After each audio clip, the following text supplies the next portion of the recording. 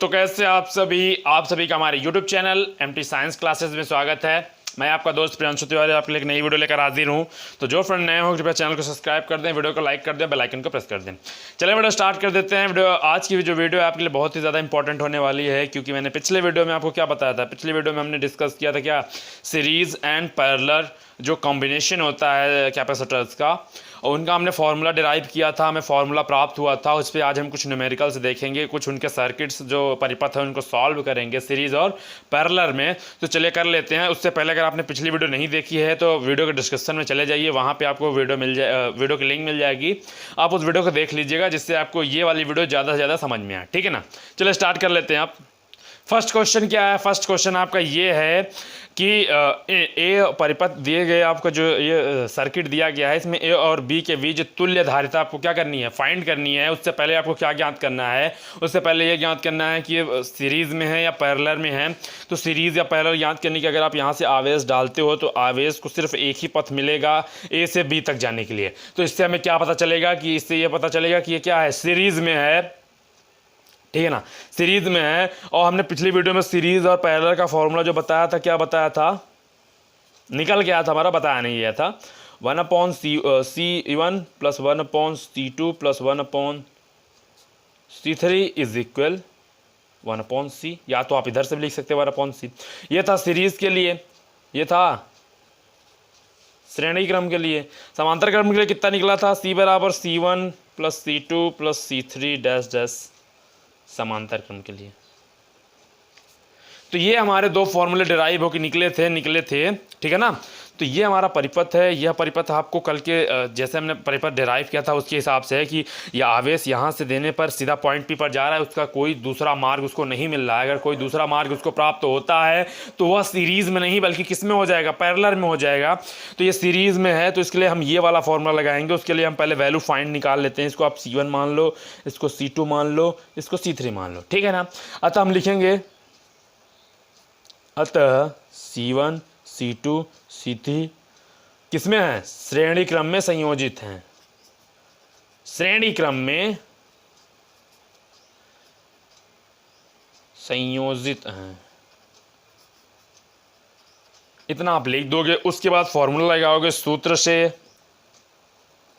अभी पहले वाले सवाल में हम सब बता दे रहे, उसके बाद हम डायरेक्ट करते चले जाएंगे। ठीक है ना। इतना आपको ऐसे लिख देना है। एग्जाम में अगर आपसे कभी पूछ ले तो 1/C is equal 1/C1 plus 1/C2 plus 1/C3। हमारे पास 3 कैपेसिटर हैं। ठीक है ना। अब इनकी वैल्यू पुट कर दो। 1/C इज इक्वल 1/C1 कितना है? 1/2 प्लस 1/C2 कितना है? 8 प्लस 1/1। अब आप इसका क्या निकाल लो? इसका आप वो निकाल लो, एलसीएम लेके आप इसको भिन्न की तरह सॉल्व कर। आप इसका जब एलसीएम सॉल्व करोगे तो एलसीएम इसका आ जाएगा 8। ठीक है ना। 8 आ जाएगा। आप इसको सॉल्व कर, 2 चौके 8 प्लस 1 प्लस 8। ठीक है ना। 8 8 4 12 1 13/8। ये किसकी वैल्यू है? 1/C की। जब C की वैल्यू निकालेंगे तो 8/13 फैरेड। ये था सीरीज में। थोड़ा आपको दिख नहीं रहा है तो एक सेकंड।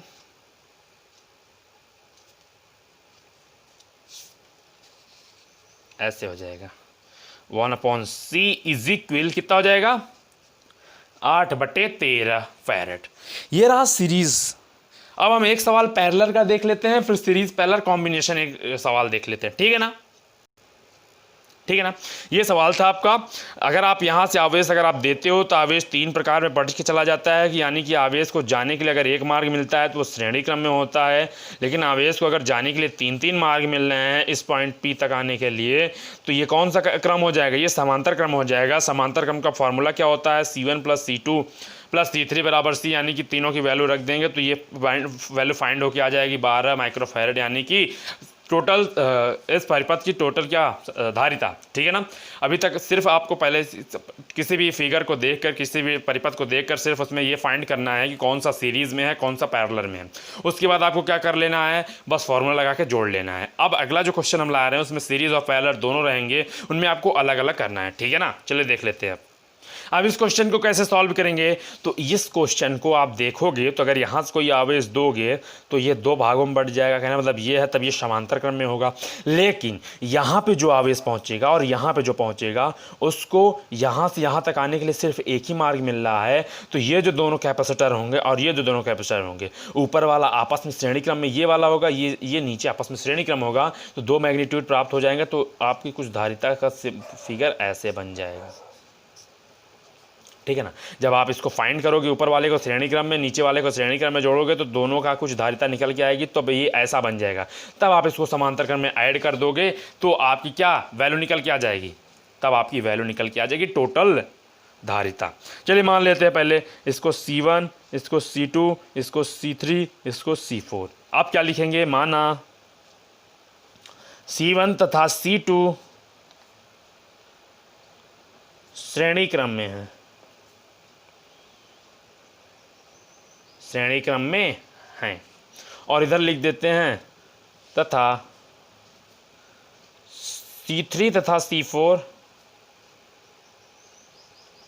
श्रेणी क्रम में हैं।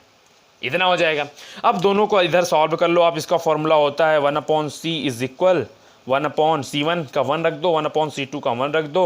इन दोनों को सॉल्व करोगे 2 आएगा, तो c की वैल्यू 1/2 यानी आधा हो जाएगी। नहीं समझ में आया, सॉल्व करके देख लेते हैं।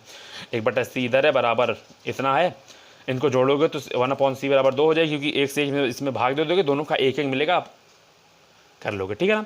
उसके बाद जब इसको ऊपर कर दोगे c, ये 1/2 आ जाएगा, तो 1/2 ऐसे आएगा, तो 1/2 इसका आ जाएगा, यानी कि c डैश। उसके बाद इसका c डबल डैश आप निकाल लो, तो 1/1 प्लस 1/1 यानी C3 और C4 की वैल्यू इतनी है, रख दोगे आप, तो C डबल डैश की वैल्यू भी कितनी आ जाएगी, 1/2 आ जाएगी। इतना हो गया, 1/2 आ जाएगी। तो ये जो दो कैपेसिटर हैं, तब आपका मैग्नीट्यूड इतना निकल के आ जाएगा, तो यहाँ पे 1/2, यहाँ पे 1/2। अब इसको आप पैरेलल में जोड़ लो। जब समांतर क्रम में जोड़ोगे, इसको समांतर क्रम में आप जोड़ लो, ठीक है ना। रुकिए, नए पेज में आते हैं, समांतर क्रम में जोड़। फिगर आपको कुछ ये बना था ऐसे, ठीक है ना। ये पॉइंट ए था, ये पॉइंट बी था, इनकी वैल्यू हाफ थी दोनों की। अब ये दोनों किस में है, पैरेलल में हो गए हैं, समांतर में हो गए हैं, तो इनको समांतर में जोड़ दो। इसको c डैश, इसको c डबल डैश था, जब समांतर में जोड़ दोगे तो 1/2 प्लस 1/2 यानी c बराबर 1 माइक्रोफैरेड। टोटल उस परिपथ की क्या निकल के आ जाएगी, धारिता निकल के आ जाएगी, ठीक है ना।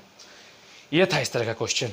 उसके बाद एक क्वेश्चन और आपको हम दिखा देते हैं, एक अगला क्वेश्चन देखो। आप वीडियो स्टॉप करके पहले क्वेश्चन लिख देते हैं। अब आप ये अगला क्वेश्चन देख लीजिए, तो थर्ड क्वेश्चन है, ये वाला फोर्थ क्वेश्चन है, ठीक है ना। ये जो फोर्थ क्वेश्चन है, इसको आप जब देखोगे तो इसमें क्या दिख रहा है, इसमें आप अगर ए पॉइंट से कोई आवेश देते हो तो इधर जाएगा, तो पहले 2 पार्ट में कन्वर्ट हो जाएगा, 2 पार्ट में टूट जाएगा, यहाँ से आपको समांतर क्रम दिख रहा होगा। लेकिन जब यहाँ से अगर आवेश बढ़ता रहेगा, भी एक ही पथ है, उसका एक ही पथ है, उसका एक ही पथ है, तो यहाँ पे आगे फिर डबल पथ में हो जाएगा, यानी कि जुड़ के फिर इधर आ जाएगा।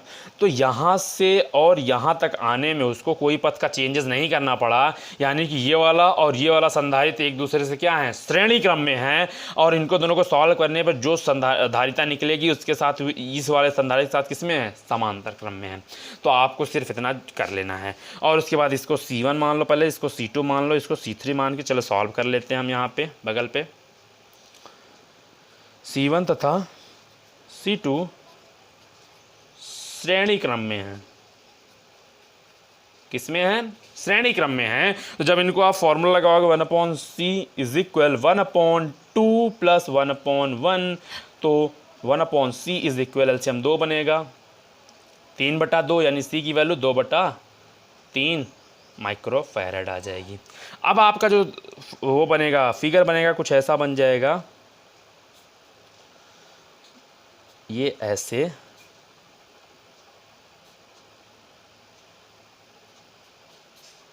ठीक है ना। यहाँ पे कैपेसिटर नहीं लगा है, इसलिए इसका एक पॉजिटिव, दोनों का पॉजिटिव सिरा एक तरफ, नेगेटिव सिरा एक तरफ, ऐसे हो गया। अब ये दोनों किस में हो जाएंगे, समांतर क्रम में हो जाएंगे, 2 माइक्रोफैरेड और 2/3 माइक्रोफैरेड। अगर ये समांतर क्रम में हो गए तो आप लिखोगे, इसको C3 आपने माना था, इसको C डैश मान लो आप, C डैश तथा C3 समांतर में है, समांतर में है, या समांतर क्रम में आप लिख लीजिएगा। तो आप क्या लिखोगे, आप क्या लिखोगे, सॉरी फिगर आपको दिख नहीं रहा है, ये आपको फिगर दिखने लगा होगा, मैंने ध्यान नहीं दिया था, ठीक है ना। तो जब इसको और इसको समांतर क्रम में आप ऐड कर दोगे तो C बराबर 2 + 2/3 माइक्रोफैरड, C इक्वल टू 2 × 6 + 3 6 + 2/3 यानी 6 × 2 8/3 माइक्रोफैरड। तो आप ऐसे क्या करोगे, ऐसे आप क्वेश्चन सॉल्व कर लोगे, वो चाहे सीरीज़ में हो चाहे पैरेलल हो। तो सीरीज़ और पैरेलल में आशा करता हूँ आपको समझ में आ गया होगा। मैं आपको कुछ 2-4 एग्जांपल दे देता हूँ, आप घर पे कर लीजिएगा और अपने बुक से प्रैक्टिस करते रहिए। और आपको जो क्वेश्चन नहीं आता है आप कमेंट करके पूछ सकते हैं, ठीक है ना। चलिए रुकिए, आपको कुछ क्वेश्चन दे दे। ये 2 क्वेश्चन आपको घर पे सॉल्व कर लेना है। आपको नहीं समझ में आता है तो आप, मैं एक बार हिंट दे देता हूँ। ये ए पॉइंट और ये बी पॉइंट है, जब इसको आप सॉल्व करोगे तो ये दोनों सीरीज़ में आ जाएंगे, फिर इसके साथ समांतर क्रम आप बना लीजिएगा।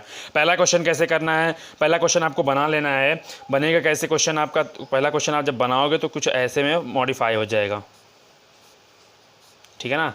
जब ऐसे मॉडिफाई हो जाएगा, ऐसे मॉडिफाई हो जाएगा, आप इसको अगर बनाओगे तो भी ऐसे मॉडिफाई हो जाएगा, ठीक है ना।